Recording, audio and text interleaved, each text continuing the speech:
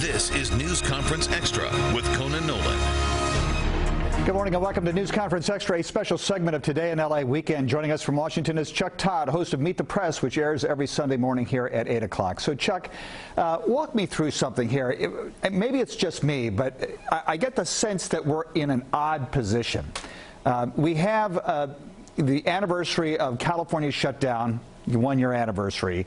The governor here, there's an effort to recall him because of the fits and starts of trying to address this pandemic, as well as the turning out of the sites for the vaccine. You have Texas, of course, Governor Abbott there saying we don't need the mask mandate. And at the same time, you're going to have esteemed epidemiologist Michael Osterholm from the University of Minnesota, who's going to say, listen, with this new variant, the worst may be yet to come. And so just help me out with this. Right now, most of the public appears to believe the virus is in the rearview mirror, but that may not actually be correct. I will quote with somebody at The Atlantic who wrote, "We are in the last mile of this marathon. And in this last mile, we've chosen, as a marathon runner, we've chosen to just do nothing but eat hot dogs and drink Coca-Cola and see if that will get us to the last mile." It's sort of, what are we doing here? We're so close, and yet are we at a crossroads here? And that's the concern. You know, Michael Osterholm is doing math. That's all he's doing here. He's, you know, people are like, wow, he's doom and gloom. He's just doing the math equation, and this UK variant, the variant that was first discovered in the UK, therefore it's called that, is moving fast, and yes, it is more contagious, and it does lead to tougher outcomes. So this is something that's coming. We have spring break getting into high gear in Florida, no mask mandate in Texas, and this sort of perception that, hey, things are looking great. So I think the question is, are we at a fork in a road, and did we already take the wrong path?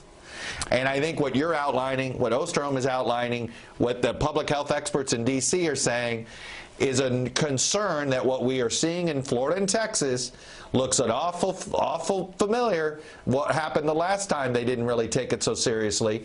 That's how we got surge 2. Right, but critics will say, listen, California shut down early, and we had far more draconian conditions when it came to dealing with the pandemic than Florida.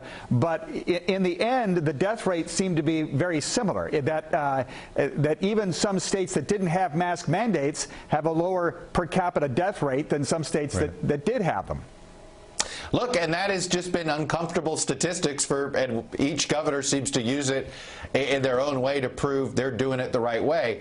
I will tell you this, Conan, I think the most bizarre aspect of all of this is why there's not a politician in the country yet that I've seen, left or right, feel comfortable saying, I want to open up businesses and have a mask mandate. Right? What would be the compromise that said, yeah, I understand the economic concerns. Yeah, I understand the health concerns. Let's try this. And I think it shows you how broken our politics are. I feel like if this were the 90s, this would have been the policy many of the southern states would have pursued. But instead, we've politicized mask wearing to the point it's a cultural, political statement. And here we are. Right, although some would argue that, listen, there's the science that the esteemed epidemiologist will be talking about on your program, but there's also the science of human behavior. And in terms of this state that we saw, people just stopped following the protocols because they were, you know, we talked about, yes, they were fatigued by them, but there's an economic consequence to them, and this pandemic is just going to play itself out, regardless of what the governor of Texas or the governor of California does. And look, and we're all going to have to answer the question. I mean, we've become so numb to this. You know, 1,500 to 2,000 people died every single day this week.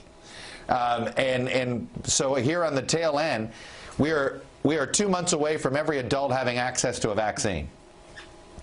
And in that 2-month period, how many people are going to die? And I think that is where you have public health officials frustrated, sort of like, we did all of this work to get to here. You know, I know how I feel. I haven't gotten COVID yet. I'll be really ticked off if I get it now, right, when you're this close to the finish line. Yeah. So I think there's a lot of folks who sort of fall into that category. Right. I got you on that. So the race now is between the variant and the vaccine. Got to get as many people vaccinated with a shot in their arm before this takes root throughout the lower 48. Well, it's not just that variant. There's an off, and here's the real, I think, I hate to say this, but why I think masks are going to be in our lives for longer than folks want to say. Brazil's dealing with yet other variants, apparently one that completely, ducks the vaccine down there. And, that is a reminder. The less mitigation you do in the moment, the more likely variants, the more virus you have, the more variants you're going to have, because you're giving the virus more opportunities to essentially continue to improve itself, continue to figure out how to survive. And that's what they're seeing in Brazil. And that's going to mean the globe, if a country as large as Brazil is going to continue to produce these variants, none of us are fully safe. And we're going to be dealing with a lot of boosters and a lot of mask wearing going forward. Who do you have on the program besides Dr. Osterholm?